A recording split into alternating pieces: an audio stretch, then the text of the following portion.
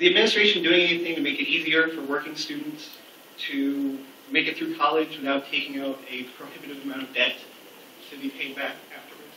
Thank you. One thing that is being done with regard to students who can demonstrate financial need is to dedicate, per state policy, 30% of any differential tuition charge to need-based aid. That augments the existing aid programs that the university and the state have. So there is some acknowledgement. Whether it's enough, I think, is a matter of debate. We would like to go back to a situation where the state was more supportive of higher education. The provost and I were comparing notes the other day, and I asked the question, if you add all of the budget cuts together that we've had in the last 5 years, how much is it? And the answer is $144 million. Well, what percentage is that of our state appropriation? It's 49%. So as you see your tuition rising, it isn't even making up in dollars for everything we're losing in state appropriation. Now, let me add, 52 million of that 144 is this year alone, and it is a temporary one-time cut. So if all goes as promised and planned, that 52 million would come back next year.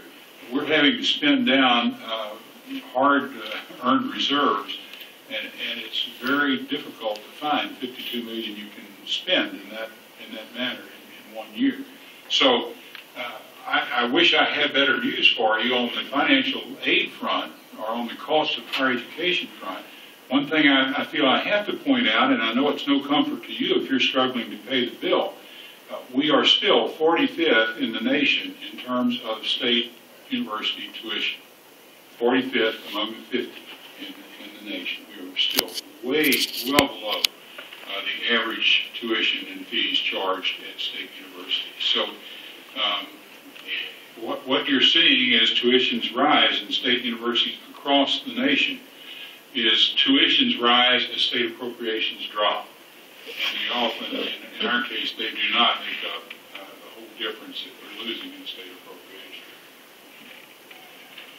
If I could add one thing, Dr. Hitt, just interestingly enough, about 80% of the students at UCF receive some form of financial aid, and in this academic year, 2011-2012, Mary McKinney and her team in financial aid will distribute almost $425 million in financial aid. So it is a significant amount, and the additional aid that we have been able to distribute because of these tuition increases, even though those appear onerous, has grown from the 8-9 school year of about $300,000 to this year $6.5 million. So, as Dr. Hitt mentioned, 30% of that tuition increase goes directly into need-based aid. So, again, I applaud Mary McKinney and her team for the tremendous work that they do in distributing a huge amount of aid. It doesn't stop the fact that tuition keeps going up, that we're doing our darndest to help out as many students as we possibly can.